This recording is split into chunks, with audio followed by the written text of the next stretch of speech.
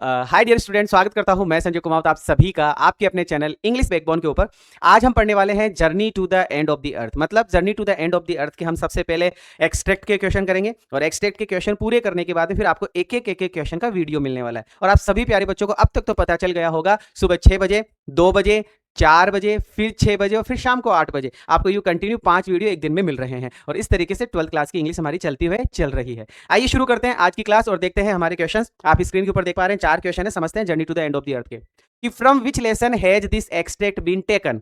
मतलब ये जो एक्सट्रैक्ट है, मतलब क्वेश्चन पेपर के अंदर आपको एक पैसेज दिया हुआ रहेगा, एक्सट्रैक्ट दिया हुआ रहेगा। उस एक्सट्रैक्ट के लिए तुमसे पूछा जा रहा है कि ये एक्सट्रैक्ट कौन से पार्ट में से लिया गया है। तो जब तुम पढ़ोगे तो तुम्हें ऑटोमेटिक पता चल जाएगा कि भैया ये जो लेसन है वो लेसन है journey to the end of the earth. ठीक है, journey to the end of the earth. Next, who is narrator of the story. इस कहानी का, इस स्टोरी का जो नरेटर है वो नरेटर कौन है। तो आप सबको पता है इस कहानी की जो नरेटर है वो है टीशानी दोषी, है ना। टीशानी दोषी करके हम इसको याद करेंगे, बड़ा आसानी से हमें याद हो जाएगा, टीशानी दोषी। चलो, द अकादमिक शॉकल्स्की वो, जब जो अकादमिक शॉकल्स्की था ये क्या था। तो भैया ये नाव का नाम था उनकी, अकादमिक शॉकल्स्की उनकी नाव का नाम था, उनकी बोट का नाम था।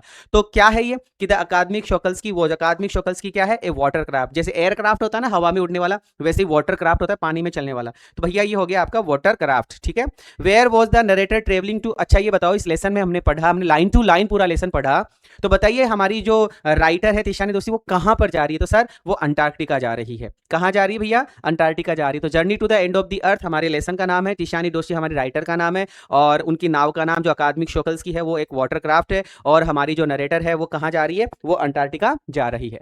For how long did Gondwana thrive. अब हम देख पा रहे हैं 5, 6 और 7 3 क्वेश्चन हम करेंगे कि फॉर हाउ लॉन्ग, कितने समय तक। हाउ लॉन्ग का मतलब क्या होता है प्यारे बच्चों, हाउ लॉन्ग मतलब होता है कितने समय तक, कि हाउ लॉन्ग कितने समय तक जो गोंडवाना लैंड है, जो गोंडवाना लैंड था कितने समय तक थ्राइव होता रहा। थ्राइव का मतलब फलता फूलता रहा। थ्राइव का मतलब क्या होता है, फलता फूलता रहा। गोंडवाना जो क्षेत्र है, गोंडवाना जो जगह है वो कितनी साल तक फलती फूलती रही। तो याद रखिएगा 500 मिलियन मतलब 50 करोड़ लगभग, है ना। 500 मिलियन ईयर्स तक, 500 मिलियन ईयर्स तक ये गोंडवाना जो लैंड है 500 मिलियन ईयर्स तक चलता फिरता रहा। चलता फिरता रहा इन द सेंस कि वो फलता फूलता रहा, उसमें फ्यूना फोना, है ना, ये सब होती रही, जीव जंतु आते रहे, पेड़ पेड़ पौधे उगते रहे, ऐसा 500 मिलियन ईयर्स तक चलता रहा। What does the phrase verb wipe out. अब तुमसे एक फ्रेजल वर्ब पूछी जा रही है वाइप आउट। इस वाइप आउट का मीनिंग बताओ। वाइप आउट वर्ब की फर्स्ट फॉर्म है, वाइप्ड आउट सेकंड और थर्ड फॉर्म है। तो हमें वाइप्ड आउट का मीनिंग पूछा जा रहा है कि what is the meaning of wiped out. Wiped out का मतलब होता है एक तरीके से सारी की सारी चीजें नष्ट हो जाना, खत्म हो जाना, मतलब डिसअपियर्ड। तो 4 ऑप्शन में आपको डिसअपियर्ड लिखा हुआ मिलेगा, और डिसअपियर्ड का मतलब होता है गायब हो जाना, खत्म हो जाना। How was the climate of Gondwana, की गोंडवाना की जो क्लाइमेट है, क्लाइमेट का मतलब होता है प्यारे बच्चों जलवायु। गोंडवाना क्षेत्र की जो जलवायु है वो डिफरेंट थी। कैसे कि कैसे डिफरेंट थी फ्रॉम टुडेज वर्ल्ड, आज के संसार से, आज के संसार से लाखों करोड़ों साल पहले जो गोंडवाना क्षेत्र था उसका क्लाइमेट कैसा था। तो गोंडवाना क्षेत्र का क्लाइमेट, अच्छा आपने पहले से बचपन में कहानियां भी सुनी होगी कि पृथ्वी आग का गोला है। तो गोंडवाना क्षेत्र की जलवायु कैसी होगी। तो सर गोंडवाना क्षेत्र की जलवायु वार्मर थी। गोंडवाना क्षेत्र की जलवायु कैसी थी प्यारे बच्चों, कि सर वार्मर थी। वार्मर का मतलब ज्यादा गर्म थी। आई थिंक आपको ये 5, 6, 7 समझ में आया होगा। गोंडवाना क्षेत्र 500 मिलियन ईयर्स तक फलता फूलता रहा। वाइप्ड आउट का दूसरा मीनिंग डिसअपियर्ड होता है। गोंडवाना क्षेत्र की जो क्लाइमेट थी वो पहले के समय में वार्मर थी आज के बजाय। 8, 9, 10, 11। आइए सर, फ्लोरा एंड फोना किसको रेफर करता है, मतलब फ्लोरा और फोना के बारे में आप क्या समझते हैं। 500 मिलियन ईयर्स तक गोंडवाना क्षेत्र फलता फूलता रहा, थ्राइव होता रहा। तो उस थ्राइवनेस के अंदर फ्लोरा फ्लावर से याद कर लेना, flora flora flora, flower flower flower ऐसा। और फोना बेटा एनिमल्स से रिलेटेड है। तो plants and animals, plants and animals, ये बात आपको ध्यान रखनी है, plants and animals. What does the word unmitigated mean. अब भैया हमको अनमिटिगेटेड का मीनिंग बताना है, तुमसे पूछा जाएगा 4 ऑप्शन देकर। अनमिटिगेटेड, अनमिटिगेटेड का मतलब होता है किसी चीज की कंप्लीटनेस, पूर्णता। क्या बोलेंगे उसको, पूर्णता बोलेंगे, कंप्लीटनेस बोलेंगे, एब्सोल्यूट बोलेंगे। हाउ लॉन्ग कितने समय तक, have human being living on this planet. अच्छा कितना समय हुआ है मनुष्य को धरती पर आए। 500 करोड़ साल, 500 मिलियन ईयर्स तक गोंडवाना क्षेत्र फलता फूलता रहा, जिसपे जीव जंतु और वनस्पति थी।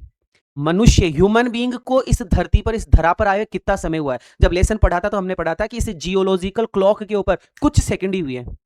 मतलब कितने करोड़ साल, 50-50 करोड़, 60-60 करोड़ साल तक पृथ्वी पर ये सब जीव जंतु होते रहे। मनुष्य को आए हुए तो सिर्फ 12,000 साल हुए हैं। सिर्फ कितने साल हुए हैं, 12,000 साल। ह्यूमन बीइंग को यहां रहते हुए कितने साल हुए भैया, सिर्फ और सिर्फ 12,000 साल। और इस 12,000 साल में इस मानव ने पृथ्वी की धज्जियां उड़ा दी।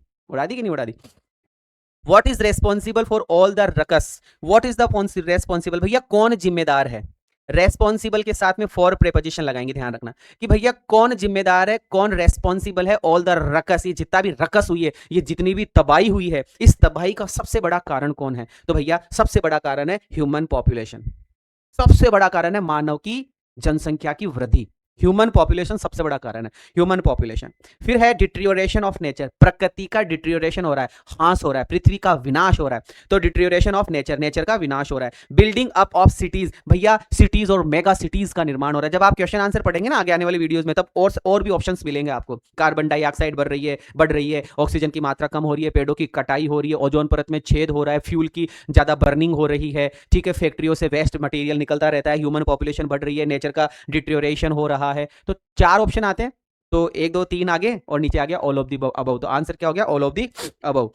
कि what is responsible for all the ruckus, कि सारे के सारे रकस का, सारे के सारे विनाश का क्या कारण है। तो सर सारे के सारे विनाश का कारण, सबसे बड़ा विनाश का कारण तो ह्यूमन का पैदा होना ही है। अगर ह्यूमन जिस दिन पैदा होना बंद हो गया ना, पृथ्वी में थोड़ा सा जीव आ जाएगा भाई साहब। चलो आगे बढ़ते हैं, 12 13 और 14। द अनमिटिगेटेड, अनमिटिगेटेड मतलब कंप्लीट, द अनमिटिगेटेड बर्निंग, भैया बर्निंग हो रही है खतरनाक लेवल पर, बर्निंग हो रही है फॉसिल फ्यूल की। ये जो फ्यूल है हमारा, जो ईंधन है, ईंधन की बहुत खतरनाक लेवल पर क्या हो रही है, बर्निंग हो रही है। एंड हैज नाउ क्रिएटेड, इस बर्निंग ने, इस फ्यूल ने, जैसे फ्यूल खत्म हो रहा है, फ्यूल खत्म होने का मतलब है जैसे फ्यूल का भोग किया जा रहा है, फॉसिल फ्यूल को जैसे जलाया जा रहा है, उपयोग में किया जा रहा है, उपभोग किया जा रहा है, इससे क्या पैदा हो रहा है, नाउ क्रिएटेड, अब क्या पैदा हो गया, इससे सर कार्बन डाइऑक्साइड पैदा होती है, और उस कार्बन डाइऑक्साइड से ओजोन परत की लेयर में छेद हो रहा है। कार्बन डाइऑक्साइड क्या बन रही है, ब्लैंकेट, किसकी ब्लैंकेट बन गई है, किसकी चद्दर बन गई है, कार्बन डाइऑक्साइड की चद्दर बन गई है। द अनमिटिगेटेड, भयंकर रूप से, कंप्लीट रूप से बर्निंग की जा रही है ना फॉसिल फ्यूल की, उससे किसका निर्माण हो गया, किस चीज की चद्दर का निर्माण हो गया है, तो भैया वो चद्दर है carbon dioxide. What was the name of the programme, अच्छा हमारी जो राइटर है टिशानी डोसी, वो कौन से प्रोग्राम में गई थी, तो सर वो गई थी स्टूडेंट ऑन आइस, है ना, जियोफ ग्रीन साहब उसको लेकर गए थे, कनाडा के थे वो, अंटार्कटिका गए थे वो सब, है ना, 52 ऐसे करके कुछ स्टूडेंट्स थे, कमेंट करके बताना कितने स्टूडेंट गए थे, कितने स्टूडेंट साइंटिस्ट वगैरह वगैरह गए थे।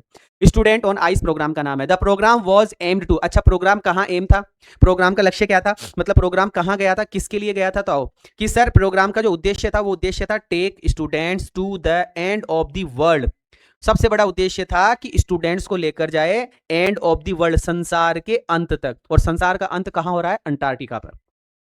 संसार का जो अंतिम छोर है, इस धरा का जो अंतिम शोर है, शो मतलब एज है, जो किनारा है, वो है अंटार्कटिका। तो वहां पर कि the take students to the end of the world, students को लेकर गए हैं and of the world for better understanding, अच्छे से, ज्यादा अच्छे से समझने के लिए, and respect for our planet. वहां पे जाओगे तो हमको हमारे प्लेनेट की कदर होगी, उस जगह जाकर हमें पता चलेगा कि हमारे प्लेनेट, हमारे ग्रह, हमारी धरती की, हमारी धरा की क्या कीमत है, वहां जाके पता चलेगा। आपके मन में रेस्पेक्ट पैदा होगा, आपके मन में बेटर अंडरस्टैंडिंग आएगी, और ये जो प्रोग्राम है ये स्टूडेंट्स को संसार के अंत तक लेकर जाने का था।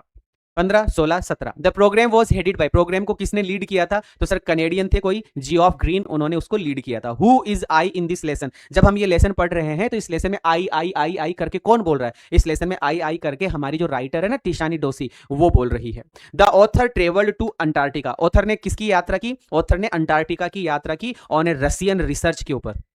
उस रशियन रिसर्च के ऊपर जब उसने यात्रा की थी, वो जो वेसल था उनका, जो वो नाव थी, उसका क्या नाम था, उसका नाम था सर अकादमी शोकल्स्की। क्या नाम था भैया, अकादमिक शोकल्स्की, जो कि एक वाटर क्राफ्ट है, जो कि एक क्या है, वाटर क्राफ्ट है। The author travelled to America, Antarctica, author ने अंटार्कटिका की यात्रा की on a Russian research vessel के ऊपर, एक रशियन शोध क्षेत्र के ऊपर। तो उस नाव का, उस वाटर क्राफ्ट का क्या नाम था, अकादमिक शोकल्स्की, अकादमिक शोकल्स्की। चीजें क्लियर हो रही है। नाउ द नेक्स्ट 18 19 और 20। Burning of fossil fuel release, अच्छा बताओ, जब आप बर्निंग करेंगे, जब आप जलाएंगे ईंधन को, जब आप ईंधन का यूज करेंगे, तो वो ईंधन क्या छोड़ेगा, वो ईंधन क्या रिलीज करेगा, वो ईंधन क्या छोड़ेगा, तो भैया वो ईंधन छोड़ेगा कार्बन डाइऑक्साइड। जितना फ्यूल जलाओगे उतनी कार्बन डाइऑक्साइड बढ़ेगी।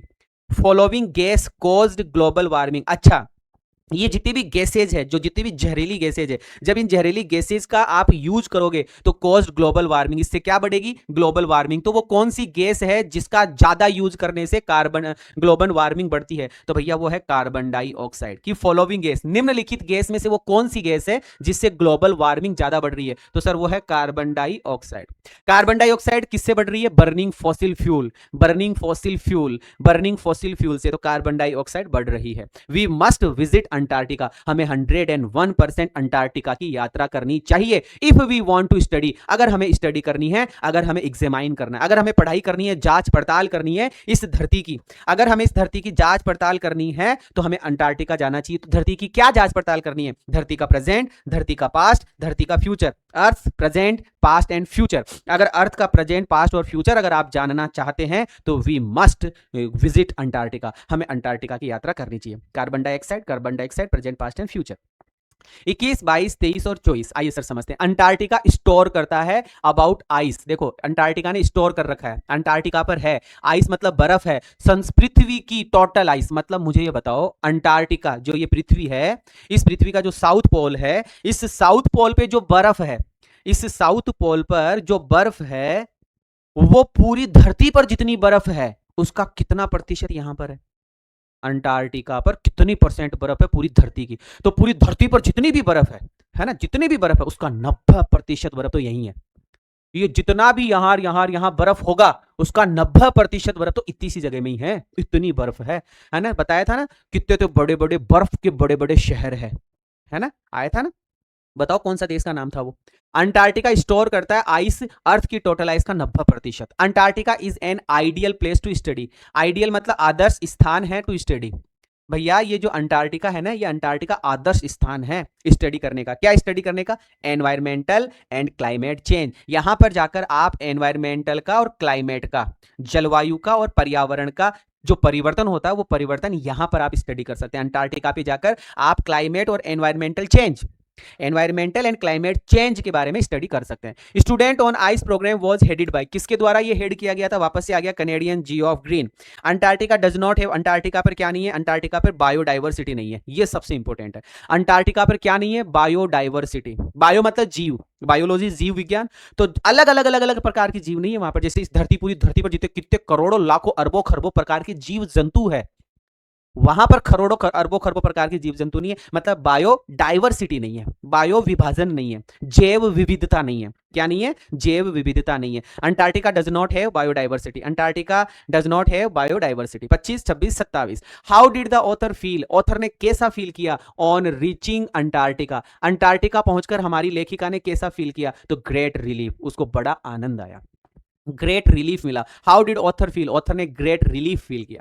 The food chain of entire southern ocean, पूरे के पूरे साउथ के अंदर जो समुंदर है, उस समुंदर में खाने की जो चेन है, जो खाने का जो मटेरियल है ना, मेंटेन्ड बाय सिंगल सेल, जो सिर्फ एक कोशिकीय भोजन है, जो एक कोशिकीय जीव है, एक कोशिकीय भोजन है, पूरे साउथ के समुद्र को भोजन देने वाली एक कोशिकीय जीव है, और वो है पाइथोप्लैंक्टन, एक प्रकार की लॉन्ग ग्रास, एक प्रकार की लंबी सी घास। पाइथोप्लैंक्टन, पाइथोप्लैंक्टन, ठीक है, पाइथोप्लैंक्टन ऐसे करके याद कर लेना बेटा, स्पेलिंग और चेक कर लेना एक बार। Antarctica is at the earth, Antarctica है एट द अर्थ, पृथ्वी के कहां? पृथ्वी के कहां पर अंटार्कटिका है? तो साउथ पोल पर है। पृथ्वी के कौन से पार्ट में अंटार्कटिका है? तो सर यहां साउथ पोल, ये साउथ पोल है, ये आपका नॉर्थ पोल है, यहां पे आपका इंडिया है, यहां उत्तरी अमेरिका है, यहां दक्षिणी अमेरिका है, ये हमारा एशिया और यूरोप है, ये हमारा ऑस्ट्रेलिया है, ये हमारा इधर अफ्रीका है ना, ऐसा ऐसा ऐसा कुछ है। Antarctica is at the earth south pole, Antarctica south pole पर है। अंटार्कटिका कहां है भैया? साउथ पोल पर है। लो भैया कितने क्वेश्चन थे टोटल?